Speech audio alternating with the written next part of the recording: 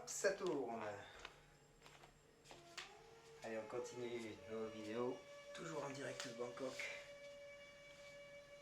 Voilà. Aujourd'hui, nous allons faire la vidéo numéro 10. On va travailler le côté. On va faire des statues de sel, j'allais dire. Non, j'exagère. On va faire Vishnasana. Vishnasana, c'est une posture très simple, très confortable, où on va juste se poser sur le côté avec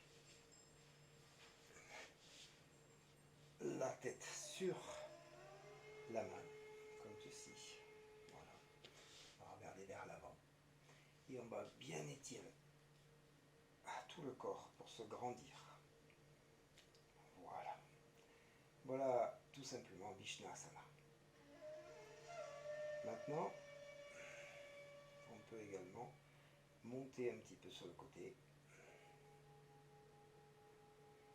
pour ne pas faire de cette posture qu'une posture de fainéant. J'exagère. Voilà. Maintenant, une deuxième posture qui s'appelle Anant Asana, qui consiste à attraper le pied comme ceci. Vertical, jambe verticale. Il faut essayer d'arriver à trouver son équilibre. Voilà, on regarde vers l'avant. On tend bien la jambe est puissante. Le genou est bien tendu. Tout est puissant là-dedans. Les doigts de pied sont tenus par la main. Ils sont rapprochés de moi. Talon vers le ciel. Et la jambe d'appui est tendue. Voilà. Ensuite, la dernière. Et ces deux-là sont une préparation en fait à celle-ci, qui s'appelle Rajvish Ramasana, la position du roi, où on va avoir tout le corps allongé. On est tenu également sur le coude. On a une main devant et on va soulever notre jambe d'appui. Voilà. Comme ceci. Radvish Ramasana. Rama comme le roi. Évidemment, on le fait de l'autre côté aussi. Toutes ces positions se font des deux côtés. Voilà, je vous fais grâce pour aujourd'hui des deux côtés. Maintenant, nous allons faire Viparita Karani, qui est une posture de confort, on va dire, et qui est à la fois très intéressante pour travailler le dos et les jambes tendues. Donc, je vais me mettre contre le mur, le plus loin possible contre le mur. Voilà, je me colle au mur. Et ensuite, je vais approcher mes fessiers, faire tourner la totalité de mon corps. Et maintenant, me rapprocher du mur où mes fesses touchent le mur. Voilà. J'ai les jambes tendues contre le mur. Super. Et j'ai les doigts de pied qui se rapprochent de moi. Talons qui montent vers le ciel de manière à ce que mes jambes soient hyper tendues. Je regarde non pas vers le ciel, mais je regarde mes doigts de pied. Comme ça, j'ai le menton dans la poitrine. Voilà, je peux même faire des petites variantes. Ouvrir mes jambes contre le mur. Voilà. Je peux faire des postures de confort à partir de là, contre le mur. Rapprocher mes genoux de mon ventre. Tirer même avec les mains, comme ceci. Voilà. Je peux partir sur un côté. Essayer de faire en sorte d'avoir le pied qui va descendre jusqu'au sol. Pareil de l'autre côté. Bon, bien sûr, vous avez compris, je suis un peu bloqué ici avec la lumière. Donc on ne va pas le faire. Ce n'est pas grave. Voilà. Et on peut se détendre dans cette position. C'est très agréable. Je peux également pousser avec mes mains, comme ceci, et partir avec une jambe contre le mur et une jambe qui va derrière.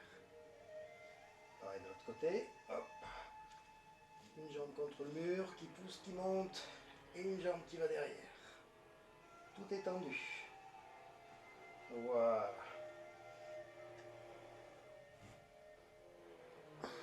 me relever, je descends sur le côté, je ne force pas, je mets une main au sol, hop, je me retourne et je vais m'asseoir.